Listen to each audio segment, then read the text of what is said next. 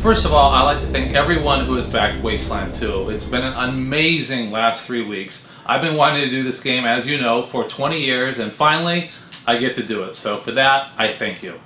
And the two things that it allows me to do are the things that I like to do the most, which is one, I get to make role-playing games, and number two, I get to do it my way. And that's what's really fantastic about this. I brought together a lot of talent for this, and what's been nice is that I get to just pick up the phone and do it my way. Whether it was bringing Andre in to do the concept art, it was Mike Stackpole as one of the writers, Cress Avalon as one of the designers, and Mark Morgan as the music. This sort of setup allows me to just do it the way I've always wanted to do it and make it happen. And so for that, again, I cannot thank you enough, and we will make this game great for you. So with that, there's been a lot of questions, and I'd like to try to answer some of those, so that's what we'll move to now. Hell yes, it was fantastic, and I certainly hope for a great response, but this was certainly bigger than I could have anticipated. I had a lot of excitement for the project. I've been pursuing it for a long time, but when you're pitching people all those years, you start to question maybe maybe it isn't that exciting, even though I wanted to do it. So no, it's been fantastic, and the best part has been all of the emails that I've received from people that grew up playing it as a kid and how it had an impact on their lives, or the people that have sent me the emails saying that the reason they're in the games industry today was because of that game. And that's been a real pleasant surprise, and not something I thought I'd see. That's a question I get a lot, and it's funny, there's sort of two camps on the fan feedback. There's one where people want to make sure their input's heard, and then there's another side that says, well, don't listen to us too much, because then you'll try to make everyone happy, and it won't be anything good. And I think it's important to understand that when we use the fan feedback, it's on the broad strokes of the game, right? We do these things called the vision document, so we want to know, what's important, right? From a graphical tone look to the combat systems, to what's important. Where's the money best spent? Is it on cinematics? Is it on a bigger world, which I've clearly covered before? Those broad strokes is what matter. The fans, we're not going to turn to them to do the writing or to do the music. That's why I brought all the experts in. That's where the trust in us to do our job comes in. So I don't think there should be any concern that it's going to be overly fan inputted. At the same time, I look at beta testing as just more fan input, right? So once we take this initial batch of information, we'll do our thing, then we'll put it out there, and then we'll solicit another round of fan feedback. And I wouldn't have development done any other way. There's several different parts to the vision document, and just to hit a few of the points, and there are many, and we'll be posting those up later. And again, we'll continue to go back and forth with the fans.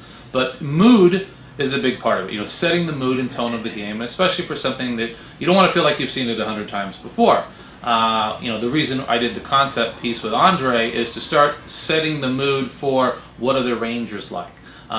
Even though that's sort of got a dusty feel to it, the whole game will not have a dusty feel to it. So there'll be areas that are more sort of overgrown urban decay, but then there'll be the southwest side of it. We'll be relying heavily on Mark Morgan for the music, and we have some very specific ideas on how to set the tone with the music to go with the same mood of what we've got. We also have on the writing style. So we'll talk conceptually about what is the mood of the game and what are all the different disciplines we bring together to make sure we're hitting all the notes of that mood.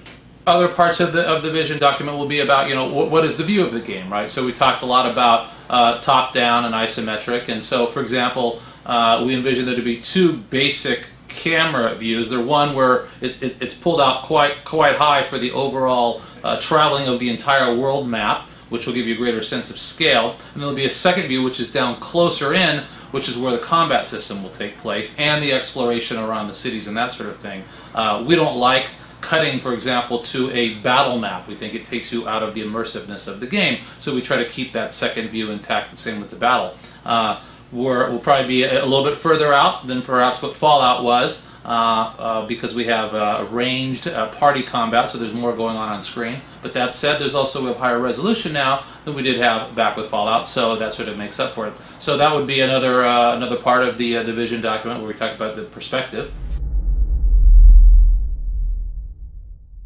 So combat is the other part of the game that is certainly a big focus, and I think we've been clear in that it's going to be a turn-based tactical combat game, and certainly we're well versed with Jagged Alliance and Fallout Tactics and what others like that have done, and so there are elements of that we're definitely going to use, but also combat needs to move quickly sometimes. We don't want every small encounter to be such that the players are sort of groaning that they're going to some long combat situation when they want to just keep moving faster. So, you know, it has to be somewhere between those two worlds. So there'll be a lot of discussion on the combat system and the trade-offs of moving quickly versus the tactical nature. And again, that's where we use the forums, where we'll be dialing that sort of stuff in. So that's another thing that will be clearly called out in the vision document.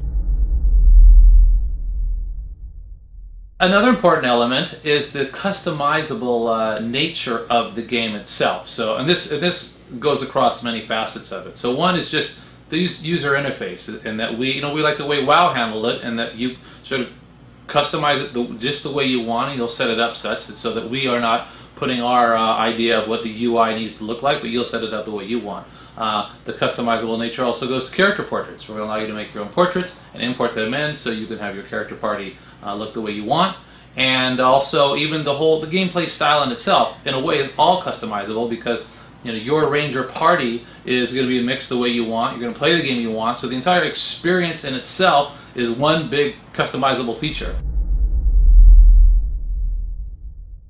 For me, NPCs have always been a great part of the role-playing game experiences that I've liked. And I especially like when I bring NPCs into my party and they don't always behave exactly the way I want them to. To me, that makes them sort of come alive. So there's going to be sort of the standard in that you're going to meet different NPCs along the way. You're not always going to find the same NPCs as your friend who's playing the game might find. And then there's going to be this person's good at this, but not as bad at that. But we like to take it one step further, and anybody that played the first Wasteland game can remember the frustration of ammo being extremely low, and then you have one of your key NPCs emptying an entire Uzi clip into a rat when you needed that preciously needed ammo.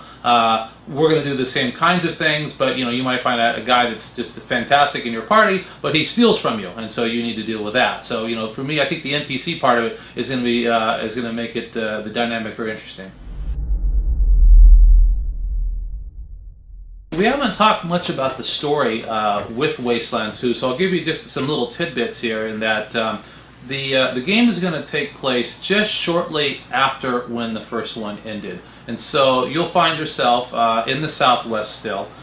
You're sort of a new set of Ranger recruits, and you're going to be going out into the real world now to deal with the local population and their problems. So you'll have a chance to explore some of the areas and also meet some of the characters that were in the first Wasteland game. And I might add that you don't need to have played the first Wasteland at all to understand what's going on in Wasteland 2. If you did, there'll be some inside jokes and references, things like that, but you didn't need to do it. So anyway, so you'll spend so the first X% of the game in the original area, but then suddenly, or at some point, a guy comes sort of crawling out of the desert in the west. And this is a big deal because it's sort of assumed that California has been completely destroyed in the nuclear war. So for anybody to come out, that part of the world is a big deal. So this person comes out, he's alive, he's talking about the Guardians, and basically the Rangers decided they need to figure out what's going on in California. So they take you and your crew, they helicopter you out to California, they drop you off, and now you're in charge of setting up a new Ranger base in California, and you're going to investigate what the heck's going on out there. I think that's probably a better question for Chris Avalon. Chris? Thanks, Brian. The chance to work on Wasteland is a personal dream of mine. When I played the game way back in high school, it easily made one of the best RPG experiences I've ever had to date. It's in my top 10 games of all time. So when Kickstarter provided the opportunity to sort of allow Obsidian to contribute to Wasteland 2, I personally jumped at the opportunity. I very much wanted to contribute design elements to the game. I love doing stories, I love designing characters, I love designing areas. And the chance to be able to do that in the Wasteland universe, again, it's a high school gamer dream come true. So we have less than a week to go with our Kickstarter fund ending, and I'm hoping that the RPG crowd steps up like the adventure game crowd did for Double Fine. They did an incredible $600,000 in just the last 2 days. And nothing would make me happier than to have the RPG genre have the #1 Kickstarter record here. So I wanted to sort of say that, and let's make this happen. I should add that this is the only chance to get Wasteland 2 for $15. When the game comes out later, there will not be an opportunity to buy it for this cheap. And lastly, this has really been sort of a high watermark for my career. It's been the most amazing last 3 weeks of my life. I've loved every minute of it. And I really believe we've all created history here.